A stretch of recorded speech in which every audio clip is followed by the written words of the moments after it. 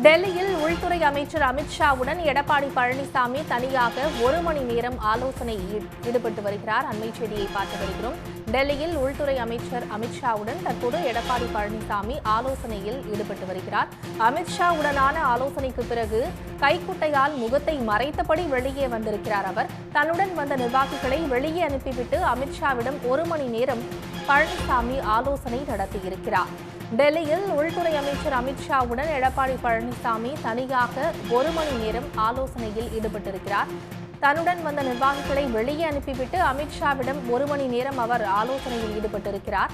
டெல்லியில் உள்துறை அமைச்சர் அமித்ஷாவுடன் எடப்பாடி பழனிசாமி தனியாக 1 மணி நேரம் ஆலோசனை நடத்தியிருக்கிறார். தன்னுடன் வந்த நிர்வாகிகளை வெளியே அனுப்பிவிட்டு அமித்ஷாவுடன் தனியாக 1 மணி நேரம் அவர் ஆலோசனை மேற்கொண்டிருக்கிறார். அண்மை செய்தியை பார்த்து வருகிறோம்.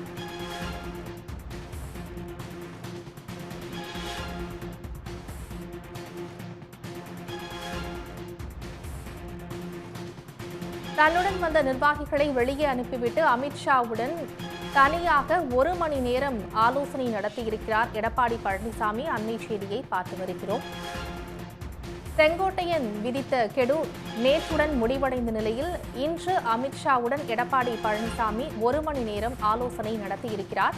டெல்லியில் இந்த ஆலோசனை என்பது நடத்தியிருக்கிறது. தன்னுடன் வந்த பல நிர்வாகிகளை வெளியே அனுப்பிவிட்டு அமித்ஷாவுடன் அவர் தனியாக 1 மணி நேரம் ஆலோசனையில் ஈடுபட்டிருக்கிறார்.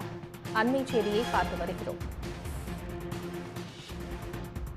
பிரிந்து சென்ற அதிமுகவினரை ஒருங்கிணைக்க வேண்டும் என்று செங்கோட்டையன் வலியுறுத்தி கெடு விதித்திருந்த நிலையில் அந்த கெடு நேற்றுடன் முடிவடைந்திருந்தது. இந்த நிலையில் இன்று டெல்லியில் உள்துறை அமைச்சர் அமித்ஷாவுடன் எடப்பாடி பழனிசாமி ஆலோசனை நடத்தியிருக்கிறார். இந்த ஆலோசனை என்பது 1 மணி நேரம் நடைபெற்றிருக்கிறது. தன்னுடன் பல அதிமுக நிர்வாகிகள் சென்றிருந்த நிலையில் அவர்கள் அனைவரையும் வெளியே அனுப்பிவிட்டு தனியாக எடப்பாடி பழனிசாமி ஆலோசனையில் ஈடுபட்டிருந்தார். கூடுதல் விவரங்களை செய்தியாளர் ராமகிருஷ்ணனிடம் கேட்கலாம். ராமகிருஷ்ணன், இந்த சந்திப்பு தொடர்பான கூடுதல் விவரங்கள். அதாவது குடியரசு துணைத் தலைவரை சந்திப்பதற்காக தலைநகருக்கு டெல்லிக்கு வந்த அதிமுக பொதுச் செயலாளர் எடப்பாடி பழனிசாமி இன்று மாலை சுமார் 8:30 மணிக்கு தலைநகர் டெல்லியில் உள்துறை அமைச்சர் அமித்ஷாவை சந்தித்தார். முதலில் உள்துறை அமைச்சர் அமித்ஷாவை சந்திப்பின் போது எடப்பாடி பழனிசாமியுடன் அதிமுகவினுடைய நிர்வாகிகள், குறிப்பாக அதிமுகவினுடைய எம்பிக்கள் தம்பிதுரை, சி.வி. சண்முகம் உள்ளிட்டவர்கள் உடனிருந்தார்கள். அதே போன்று முன்னாள் அமைச்சர்களான அமைச்சர்களும் உடனிருந்தார்கள். அவர்களுடனான அந்த சந்திப்பு என்பது சுமார் 10 to 15 நிமிடங்கள் நடைபெற்றது. அதற்கு பிறகு அதிமுக நிர்வாகிகள் அனைவருமே சென்று விட்டார்கள். அதைத் தொடர்ந்து அதிமுக பொதுச் செயலாளர் எடப்பாடி பழனிசாமி மற்றும் அமித்ஷா இருவரும் தனியாக சந்தித்திருக்கிறார்கள். அவரது இல்லத்தில் இந்த சந்திப்பு என்பது சுமார் 15 to 20 நிமிடங்கள் நடைபெற்றிருக்கிறது. இந்த சந்திப்பு என்பது முக்கியத்துவம் வாய்ந்ததாக கருதப்படுகிறது. ஏற்கனவே கடந்த வாரம் தலைநகர் டெல்லிக்கு வந்த அதிமுகவிலிருந்து நீக்கி வைக்கப்பட்டிருக்கின்ற செங்கோட்டையன் அதிமுகவை ஒருங்கிணைத்து செயல்படுவதற்கு எடப்பாடி பழனிசாமி தவறிக்கொண்டிருக்கிறார். அதிமுக அழிவில் சென்று கொண்டிருக்கிறது. எனவே வெளியேற்றப்பட்டிருக்கின்ற அனைத்து நிர்வாகிகளையும் உடனடியாக அரவணைத்து அதிமுகவில் ஒன்றிணைந்து செயல்படுவதற்கு நடவடிக்கை எடுக்க வேண்டும் என்று கோரிக்கை வைத்தார்.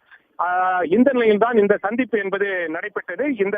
இந்த சந்திப்பின் போது அது குறித்தும் விவாதிக்கப்பட்டிருக்கிறது. குறிப்பாக அதிமுகவை வலுப்படுத்துவதற்கு வெளியே சென்றிருக்கின்ற சசிகலா, டிடிவி தினகரன், OPS, செங்கோட்டையன் உள்ளிட்டவரை கட்சியில் சேர்ப்பது நல்லதா இல்லையா என்பது குறித்தும் இன்றைக்கு எடப்பாடி பழனிசாமி அமித்ஷாவுடனான அந்த சந்திப்பின் போது விவாதிக்கப்பட்டிருக்கிறது. அதே சமயத்தில் தேவைப்படும் பட்சத்தில் 1-2 தலைவர்களை சேர்த்துக் கொள்ளலாமே என்று அமித்ஷா அதிமுக பொதுச் செயலாளர் எடப்பாடி பழனிசாமியிடம் கேட்டுக்கொண்டுள்ளதாக தகவல்கள் தெரிவிக்கின்றன. அதே சமயத்தில் எடப்பாடி பழனிசாமியை பொறுத்தவரையில் வெளியே அதிமுகவிலிருந்து நீக்கப்பட்டிருக்கின்ற நிர்வாகிகளை பொறுத்தவரையில் மீண்டும் அதிமுகவில் சேர்ப்பது என்பது நடைமுறை சாத்தியம் இல்லாத ஒரு நடவடிக்கை என்று அமித்ஷாவிடம் கூறியதாகவும் கூறப்படுகிறது. அதே சமயத்தில் அமித்ஷாவை பொறுத்தவரையில் தேர்தல் என்பது நெருங்கி கொண்டிருப்பதால் இதுபோன்று கட்சியில் குழப்பங்கள் நீடித்தால் நல்லது அல்ல. எனவே அனைவரையும் ஒருங்கிணைந்து செல்லுங்கள் என்று எடப்பாடி பழனிசாமியிடம் அறிவுறுத்தியதாகவும் கூறப்படுகிறது. இந்த சந்திப்பு என்பது 20 நிமிடங்கள் நடைபெற்றிருக்கிறது. இந்த சந்திப்பின் போது தமிழ்நாட்டில் அரசியல் நிலவரம், அதே போன்று பாரதிய ஜனதா கட்சியில் ஏற்கனவே மாநில தலைவராக இருந்த அண்ணாமலை கட்சியிலிருந்து நீக்கப்பட்டு புதிய பாரதிய ஜனதா கட்சியினுடைய தலைவர் நியமிக்கப்பட்டதற்கு பிறகு பாரதிய ஜனதா கட்சியினுடைய கட்சி எவ்வாறு இருக்கிறது, அதிமுக மற்றும் பாரதிய ஜனதா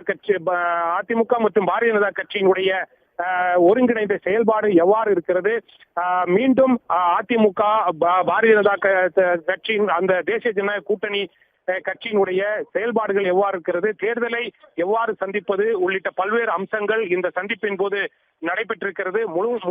முழுமையாக சொல்ல வேண்டும் என்றால் தன்னை சந்திக்க வந்த எடப்பாடி பழனிசாமியிடம் தேர்தல் நெருங்கிக் கொண்டிருப்பதால் அனைவரையும் ஒருங்கிணைந்து அரவணைத்து நீங்கள் செல்ல வேண்டும் என்ற ஒரு அறிவுறுத்தலை எடப்பாடி பழனிசாமிக்கு அமித்ஷா கூறியதாக கூறப்படுகிறது. இந்த சந்திப்பிற்கு பிறகு அவர் செய்தியாளர்களை சந்திப்பார் என்று எதிர்பார்க்கப்பட்டது. ஏற்கனவே பழனிசாமியுடன் வந்திருந்த அதிமுக நிர்வாகிகளான CV சண்முகம், தம்பித்துரை, KP முனுசாமி உள்ளிட்ட அனைவருமே சென்று விட்டார்கள். அதைத் தொடர்ந்து தனியாக அமித்ஷாவை சந்தித்த எடப்பாடி பழனிசாமி வெளியே வரும்போது நாங்கள் அனைவருமே செய்தியாளர்கள் கேள்வி எழுப்பதற்கு தயாராக இருந்தோம். ஆனால் எடப்பாடி பழனிசாமியை பொறுத்தவரையில் தனது முகத்தை காரில் இருந்து கொண்டு தனது முகத்தை கர்ச்சிப்பால் மறைத்துக் கொண்டு இங்கிருந்து சென்று விட்டார். செய்தியாளர்களை சந்திப்பதற்கு மறுத்துவிட்டார். ஏற்கனவே ராமகிருஷ்ணன் தொடர்ந்து இணைப்பில் இருங்க. உடனுக்குடன் செய்திகளை தெரிந்து கொள்ள சன் நியூஸ் பெல் ஐகானை கிளிக் பண்ணுங்க.